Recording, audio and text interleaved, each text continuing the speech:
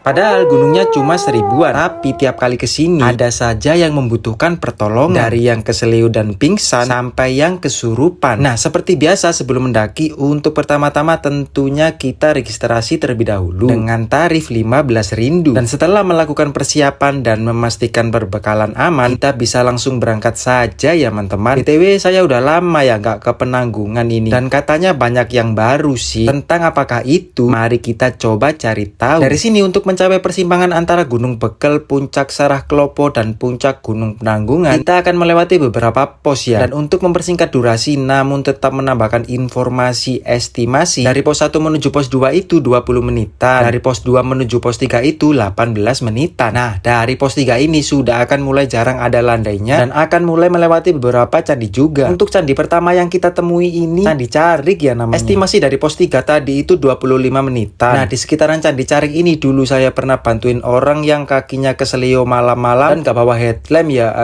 Astaga. Kejadian kayak gini tuh kadang lucu, tapi kasihan, tapi juga berbahaya jika cuacanya sedang kacau ya teman-teman. Pada pertengahan jalur sebelum persimpangan kita akan melewati Candi Lura dulu dengan estimasi 5 menit. Dan setelah itu tibalah kita di persimpangan jalur yang kalau ke kiri ke Gunung Bekel, kalau ke kanan ini ke Sarah Klopo dan ke Penanggungan ya teman-teman. Karena kita mau ke Penanggungan, tentu saja kita ambil yang kanan. Tidak jauh dari lokasi tadi, teman-teman akan bertemu Candi Guru dan lalu persimpangan lagi. Aman aja meskipun banyak persimpangan, jalurnya jelas ya. Ikuti saja penandanya pokoknya. Dan ini dia candi yang terakhir sebelum puncak ya, yaitu Candi Wisnu namanya. Nah, dari sini jalurnya udah nanjak, yang beneran nanjak ya teman-teman. Siapin dengkulmu dengan baik pokoknya agar tidak gampang terluka. Tidak terasa setelah 20 menitan berjalan, tibalah kita di Goa Botol biasa disebutnya. Goa Botol ini tuh kayak tempat teduh gitu ya. Bisa buat berlindung juga kalau tiba-tiba hujan badai datang menerpa. Di sini kita istirahat dalam napas saja dan langsung lanjut jalan lagi menuju Puncak Pawitra. FYI, biasanya orang-orang kalau mau ke 3 puncak itu lebih seringnya lewat jalur Kedung Udi ini ya teman-teman. Karena jalur ini ada di tengah-tengahnya dan paling dekat kalau ke Sarah Klopo juga. Tidak terasa berjalan dengan penuh tanjakan yang bikin dengkul gemetar jika tidak persiapan. Akhirnya tibalah kita di Puncak Pawitra, puncak tertinggi Gunung Penanggungan ya teman-teman. Tibanya di puncak kita jalan-jalan dulu karena katanya tuh ada yang baru. Dan ternyata tuh ya, sekarang di puncaknya ada warungnya. Sedikit tercengang saya, tapi menurut saya ada positifnya, karena selain agar warga lokal dapat lapangan kerja, bisa sekalian membantu para pendaki juga yang kadang sering kehabisan air, karena di sini tuh seringnya panas sekali dan sulit air juga ya teman-teman. Namun yang terpenting itu tadi sih ya, jangan lupa untuk selalu menjaga kebersihan pokoknya. BTW kalau ada yang perlu ditanyakan tentang pendakian ini boleh banget tulis di kolom komen ya. Sekian cerita sederhanaku, semoga bisa membuatmu bahagia selalu.